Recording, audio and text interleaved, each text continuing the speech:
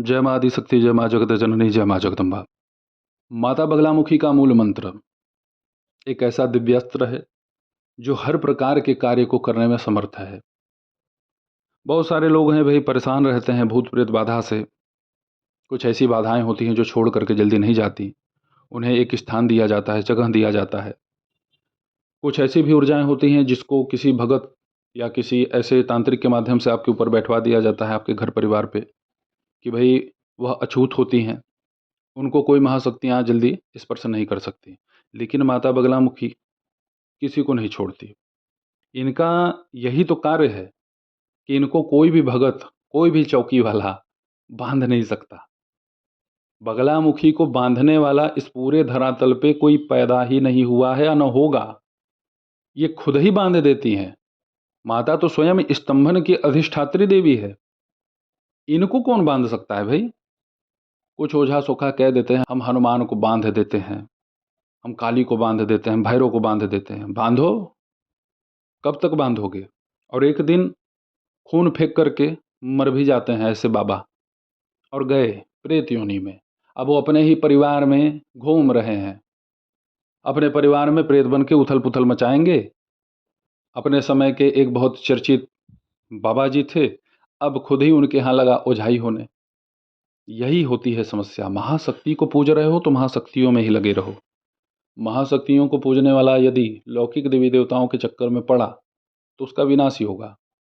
सिद्ध करेगा कुछ और, होंगे कोई शक्तियाँ और सिद्ध, और उसके बाद वो भले ही दरबार लगा दे, भले ही उसका समाज में बहुत बड़ा नाम हो जाए, लेकिन जिस ख्याति को वो प्राप्त किया हुआ है वो ख्याति बहुत जल्द नष्ट हो जाती है। प्रयत्न यही करना चाहिए कि स्वयं को महाशक्तियों की आराधना साधना में तल्लीन रखना चाहिए। छोटी छोटी देवी देवताओं की साधना आराधना करने से केवल आप किसी दूसरे के विषय में गुप्त जानकारी दे सकते हैं, उसे कहाँ से क्या दिक्कत है ये बतला सकते हैं, उसका समाधान भी भले ही आप कर दें, लेकिन आपका कल्याण कभी नहीं होगा। ऐसे उपासकों के लिए प्रेत योनि बनी ही होती है, उनकी सद्गति नहीं बनती। माता पिताम्बरा का मूल मंत्र 36 अक्षरी, चाहे उसमें आप बीज मंत्र हल्लरिम लगाएं, चाहे हिलिंग कहें, चाहे हिलिम कहें, तीनों उपयोगी है। और इस मंत्र की खासियत यह है कि दूसरे की विद्या को ये स्वयं बांध देता है। यदि साधक इसका 36 लाख जप कर दे, भाई थोड़ा समय लगेगा, असंभव तो है नहीं। यदि साधक 36 लाख इस मंत्र का जप कर दे तो उस साधक का इस पूरे धरातल पे ही नहीं, त्रिभुवन में कहीं पराजय नहीं हो सकता। क्योंकि जितनी भी उच्च वर्गीय शक्तियां हैं वह सब साधक के रक्षा के लिए तत्पर रहती हैं, और लौकिक देवी देवता अपने आप जगह छोड़ देते हैं।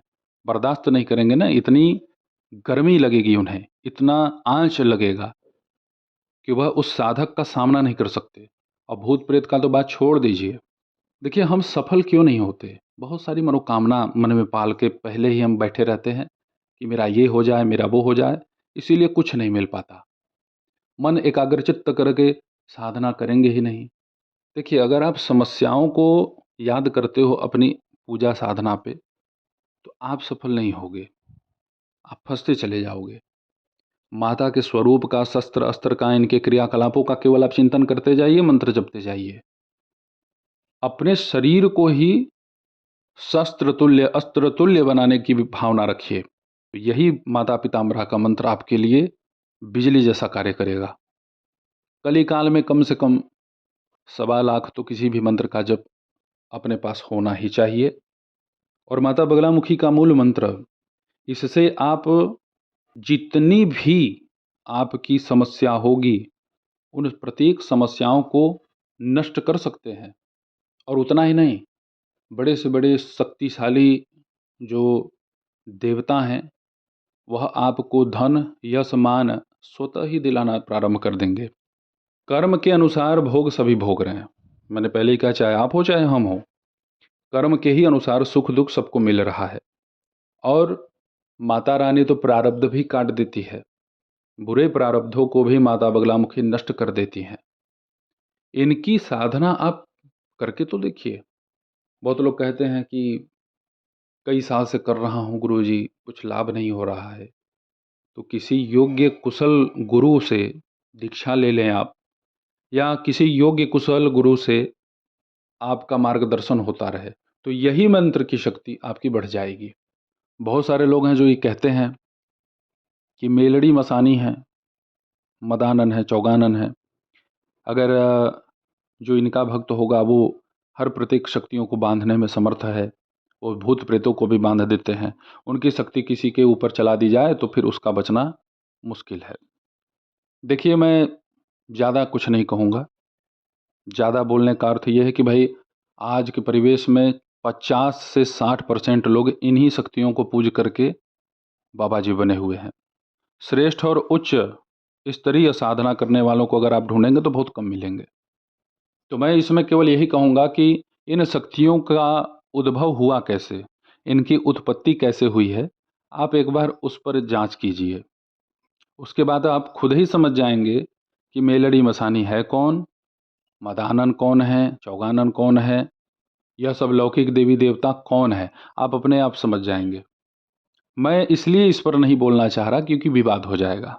हम लोग तपस्वी हैं और हम अपने तपस्या के बल पर ही लोगों का, समाज का, जो मेरे पास आ रहे हैं उनका हम हित कर रहे हैं। और मैं किसी का यहाँ शत्रु बनने के लिए नहीं आया।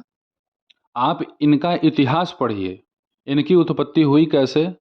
आप जब उस विषय को जान लेंगे तो आपको भली भांति पता चल जाएगा कि ये सब शक्तियाँ कहाँ से उत्पन्न हुई हैं और इनका निवास कहाँ है। ये मसान में रहती हैं कि चौराहे पर रहती हैं, इनको कौन पूज सकता है। मैं आपको बता दूं, मेरे पास एक फूलमती भवानी के उपासक आए हुए थे। फूलमती भवानी को पूज लिए थे। मारुका, संकष्ठा, फूलमती भवानी, बहुत सारी ऐसी सहचरी शक्तियां हैं माई की।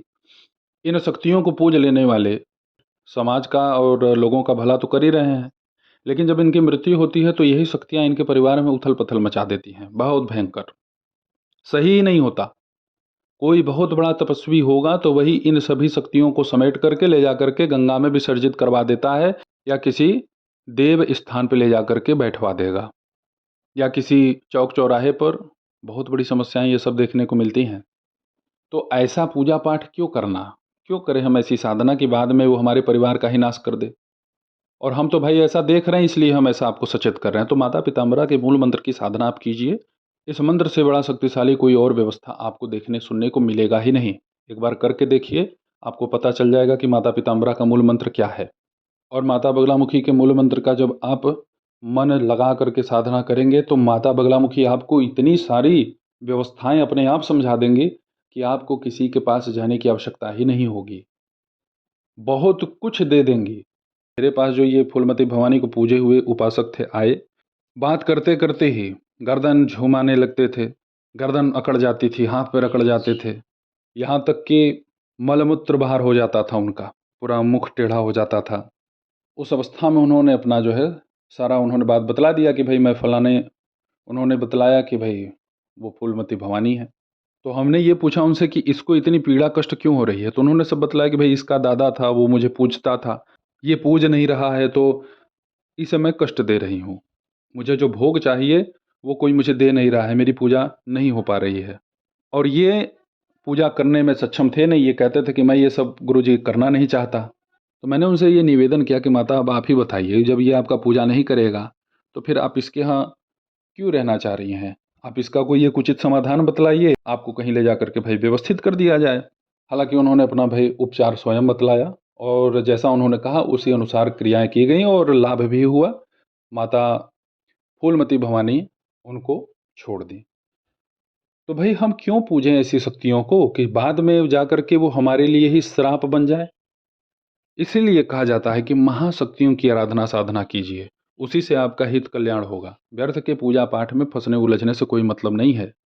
व्यर्थ की साधना तपस्या मत कीजिए, क्योंकि इससे केवल आपका विनाश होगा, विकास नहीं होगा। माता बगलामुखी जितनी भी आपकी समस्याएं हैं उस समस्याओं को नष्ट विनष्ट करने में पूर्णतया समर्थ हैं। भक्ति, सुख, संपत्ति, संतति, ऐश्वर्य, धन धान्य, मोक्ष, सब कुछ प्रदान करती है माँ। तो एक ऐसे महाशक्ति को पकड़ें जिससे आपका भला हो और आप दूसरों को भी लाभ प्रदान कर सकें। तो माई पीताम्बरा की साधना कीजिए, माता के साधना क्रम को मैंने चैनल पर पहले ही दे रखा है। तो ऐसे ही आप सभी की सेवा में मैं उपस्थित होता रहूँगा दिव्य चमत्कारिक विषयों के साथ। तब तक आप सभी अपना ध्यान रखें, सुखी रहें, स्वस्थ रहें। जय माता दी, हर हर महादेव।